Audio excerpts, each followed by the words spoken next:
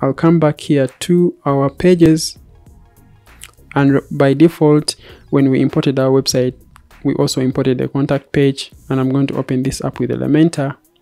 And the contact page, this is how it looks like over here. It's having this image or the hero section and also the contact form over here. So when you come here to the contact section, you realize that you have all this over here. You can delete some sections or remain with some sections, but I'll leave everything here at default. We are more interested here in the form. So how do you add this form to your website? Number one thing here is you have to need a plugin, and that plugin is called WP Forms. When we come here to your pages or to your dashboard, you come to plugins. You realize that we imported, or by default, the website we imported also a plugin called WP Forms. This plugin helps you to create custom contact forms, conversation forms, and all that. And how you create forms, you simply come over here to the WP Forms widget, click over there, and right here we have a contact form 1. When we come here to our Elementor section, you realize that we are using a shortcode, and that shortcode is basically this shortcode right here. So we are basically calling over this contact form to be displayed on this section of our website. So when I open up this contact form, you realize it's having the name field, email field, phone field, subject, and message. And this is the same that is happening right here. And remember also the button is reflecting the button styling we set up in our Elementor theme style. Now when we come back here, you can make changes. You can remove sections or fields you don't want to collect. For example, the phone, you don't want to collect the phone field, but maybe you want someone to give you their name and the first name and the last name. So I simply had to drag that over here, and then I can delete this over here, which was by default. And then right here you can choose and say we want the first name, and then the label name is actually name. And then if you don't want the label name to appear just like as it is over here, you can simply remove that over here. Okay, and then you can also remove the required sign so that we want everything to appear just like this. And then under the advanced options, you can choose to use a placeholder, for example, first name, and here last name. Okay, that is for the placeholder text. And right here you can say hide label, and then maybe you hide sub labels, the two down here. Now in case you wanted to remain with this label here that is saying name, now it will not appear because right down here we've selected to hide the label. If we leave it enabled, of course the name will show up there. So we have hidden the label. And we can also increase on the field size, for example, by coming over here and select it to be large, so that we increase on the size of the name field where someone has to enter. If you select it to be small, that's how it will look like, but we want it to be large. And I want to tell you that these forms are actually also mobile responsive, so you don't have to worry about that. And now on the settings option, you can configure the name of this form. For now, it's called contact form 1. We can name it to be DN contact form.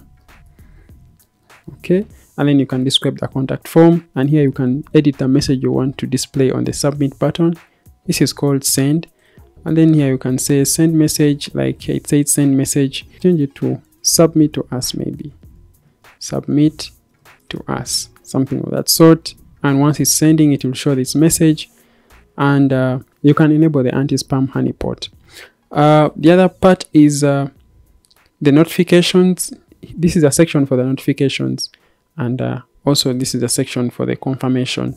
I have a separate tutorial on how you can set up the WP forms for your Elementor website, and I'm going to leave it up here in the link or in the description box below, so that in case you are experiencing challenges on setting up this form, you can easily follow up that tutorial. So once you are done setting up this contact form over here, we've changed the name, DN contact form, simply save changes and then copy the code.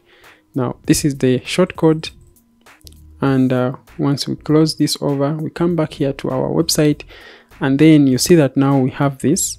Now how do you add this contact form here? You simply come over here and then look up for the shortcode widget and drag that shortcode widget to your section of the website, and then paste your shortcode. and now you see that we have two different ones.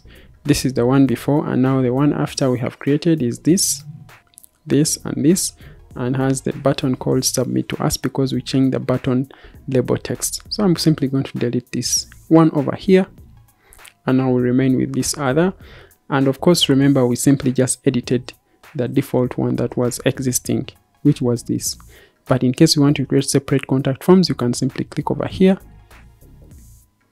and then start creating your contact forms from scratch using WP Forms. Now, once you are done creating your contact form, and now you have your contact form here and all your address details right here, you can edit this information over here. Say this is DN Consult, and your address details, clicking over here, changing the address details and the contact information. You can even remove the background image over here. For example, when you come over here, come to style, you can delete this background image so that it will stay just blank, just like that. You can remove this map, or you can even make changes to it. How do you get such a map? Simply add a new widget, come over here to the widgets area, then search for a map widget, get it over here, drag to your canvas, and you'll get your map over there. You simply have to now enter your address. Let me say my address is Kampala, Uganda, or you can say plot 100, 150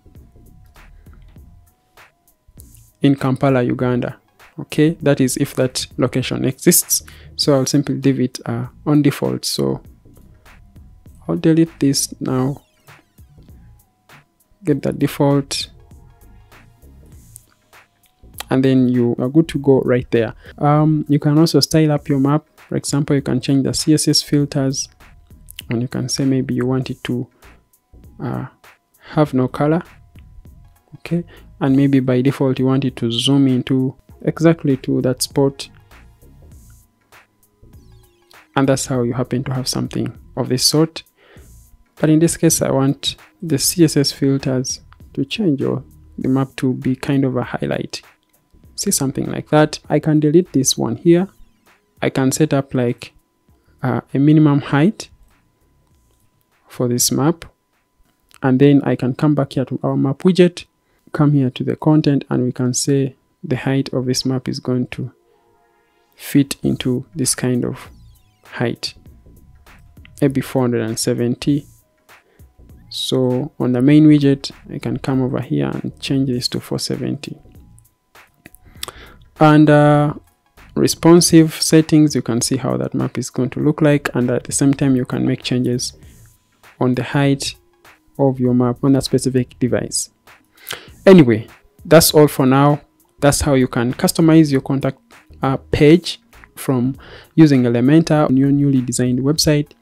And now once you are done, you simply hit update.